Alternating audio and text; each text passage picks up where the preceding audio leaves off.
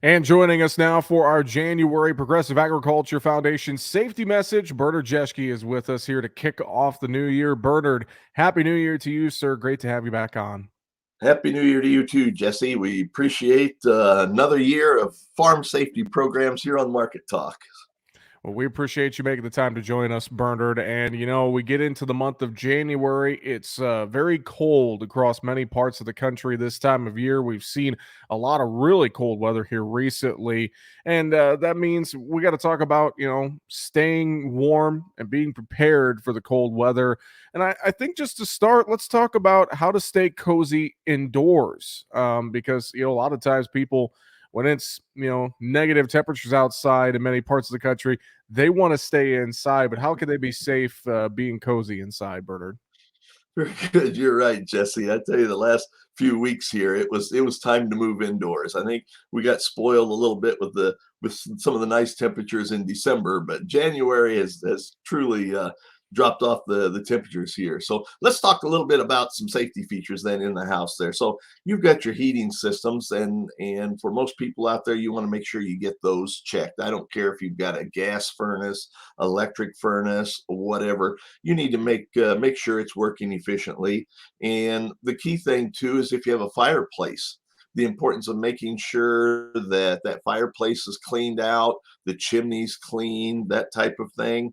And then we also talk a lot about making sure that you don't leave that fireplace unattended. From the obvious spark, popping out of the fireplace, that's obvious. But also if there are kids around there. And not that the kids are playing with the fireplace, but it might be a situation where they may be just playing with a ball or bouncing a ball. All of a sudden, the ball rolls over by the fireplace, or heaven forbid, the ball bounces into the fireplace. And the kids think they need to get in there to save their ball and that type of thing. So, just monitoring, making sure everything is safe around that fireplace there. So when you got heat, you also got to make sure you have your smoke alarms, make sure all your smoke alarms are working, your carbon monoxide detectors. We hear a lot about smoke detectors, but we don't always hear a lot about carbon monoxide detectors. And I think they're probably just about as important. We've got when we look at numbers here that the CDC has put out, over 400 people a year die of smoke and carbon monoxide poisoning, and over 50,000 people are treated. So it is something that we all need to be aware of. And this is also something that we do at Progressive Ag Safety Days. A lot of people say, well, how do you work this into your Progressive Ag Safety Days? Well, we educate the kids. Again, keeping in mind every topic and every activity is age appropriate. Are you dealing with the younger elementary or older elementary? But we talk about the importance of smoke detector, the smoke alarms, the carbon monoxide detectors, and we talk a little bit about carbon monoxide poisoning, and what is that like. And the thing we try to teach is it's very much like a flu-like symptoms. Hmm. If somebody is suffering, and maybe you've got a carbon monoxide buildup in your home, and we have multi people here with headaches, or they're dizzy, showing weakness, upset stomach, and if multi people in that in room or houses that way, could be vomiting, could be chest pains, confusion, odds are it's carbon monoxide poisoning. So those are some of the things that we talked about and teach the kids at a safety day. I think Other as thing, well, yeah. yeah, Another thing too, Bernard, being prepared for power outages. I think it's another big thing for inside. excellent lead there, Jesse. Because the thing is, we also have activity which we call an emergency kit. And inside that emergency kit would be a first aid kit, because we've also talked about first aid kits on your program here before, and the importance for that. But when we talk about an emergency kit, that kind of deals with those power outages. And another activity that we do at the Progressive Ag Safety Days is trying to teach the kids, what does that 24, 48, or 72-hour kit look like? And if we're building a 72-hour kit, so you have your common things, that you're going to want batteries for your flashlights, extra batteries, that type of thing. You got your first aid kit, might need your extra medicines and things like that, and plenty of clothes and blankets to keep you warm. But a fun part of that activity is having the kids put that 72-hour kit together in the way of food and water. What are you going to need for 72 hours? And, and at a safety day, we have tables that are just full of waters and snacks and food and that type of thing. And those kids put their kit together. And it's interesting how kids will might grab one bottle of water, or they might grab two snacks or this type of thing, and they think they're done. And we go, well, this is going to last you 3 days. Oh, Hmm. wait, I'm going to need more than one bottle of water, you know? And that's the thing that kids will remember for the rest of their life. And that's what progressive ag safety days, that's what we strive on, is getting them involved, hands-on activities and getting them involved, because if they put this kit together, they're going to go home and talk to mom and dad about a 72-hour kit. What do they need in there, and that type of thing. So yeah, you're right, power outages, this year's been a crazy year weather-wise, and there've been a lot of people that have been without power for 72 hours. Very, very true. Bernard, how about venturing outside? If we have to go outside, it's very, very cold out. I know there's a lot of things we need to take into consideration and do before we head outside to keep us warm. What are some things you talk about at safety days, and what are some things you recommend? Well, the thing is, there's people venture outdoors for many reasons. One, you might be venturing outdoors to go to work. You may be out in the rural areas and you're going outside to do your chores. Those chores that's got to be done every morning and every evening. Maybe the kids are just going to go to school. Maybe they're going outside to play. A lot of different reasons that we go outside. And so, again, if we're at a safety day, we're talking to the kids about how to dress, what to wear, the importance of wearing a windbreaker type of coat on the outside. You don't want that cold wind blowing through your clothing. So, some type of a windbreaker jacket. Another thing that's important are waterproof shoes or boots.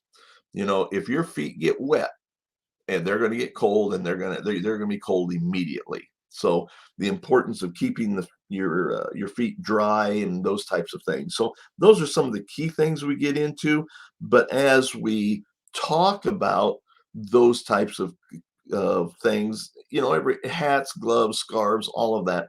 We also talk to the kids about hypothermia. How do we know what hypothermia is?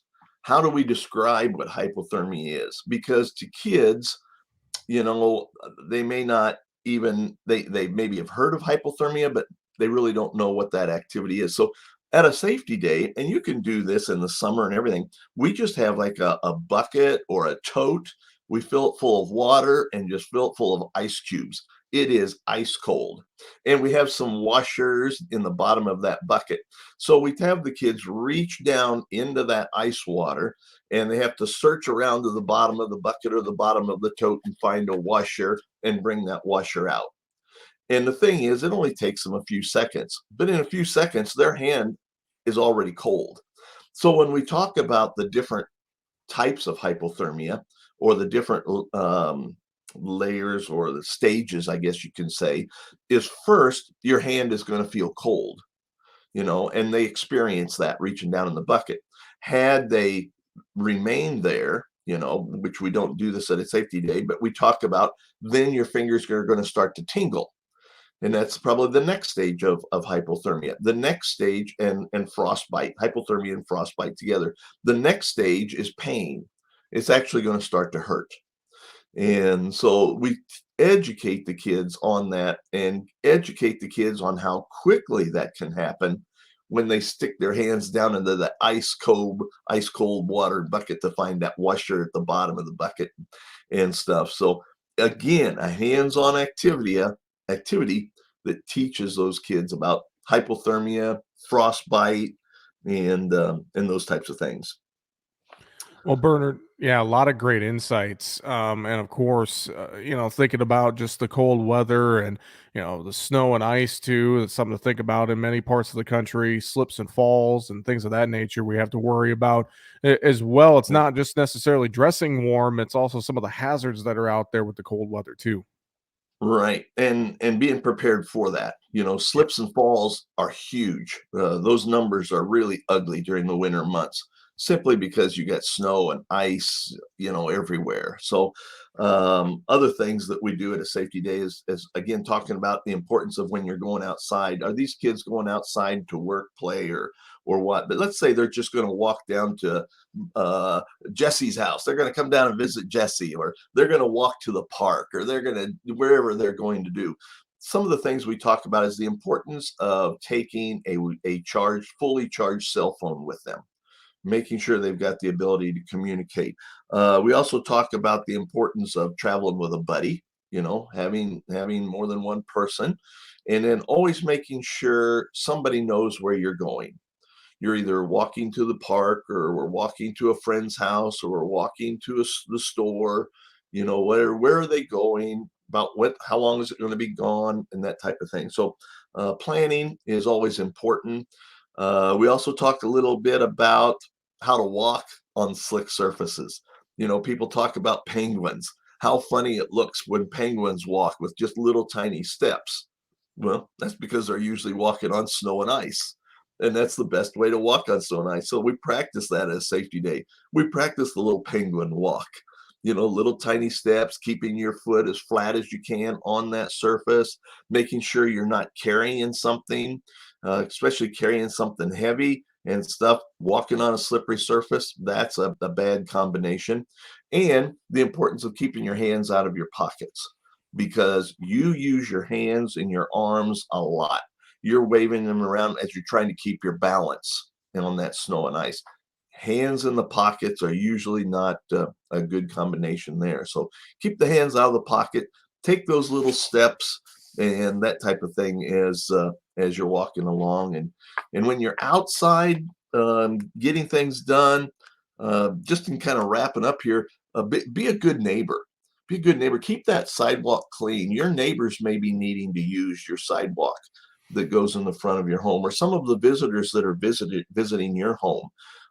Make sure you have that sidewalk clear of ice and snow and that type of thing. And another thing I want to throw out as an old volunteer firefighter is keep that fire hydrant scooped out.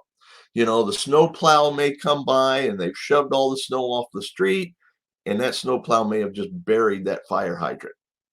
And the thing is, that truck can't help that. They've got to get that snow off the road. The thing we need to do is, if you got a fire hydrant in your neighborhood, take a couple minutes, go over there and scoop that out, because we pray it never happens. But if anybody in your neighborhood has a problem and the fire department has to hook up to that higher fire hydrant, you want them to be able to do that as quickly as possible. So take a minute or two and scoop that fire hydrant out. Well, Bernard, great stuff as always. And before we run out of time, I know January not typically a busy month for safety days, but that doesn't mean that coordinators doesn't mean that they're not busy this time of year. Yep, that's right. We're kind of right in the middle of our training season, Jesse.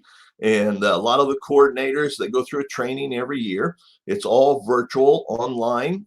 Most of it is at your own pace.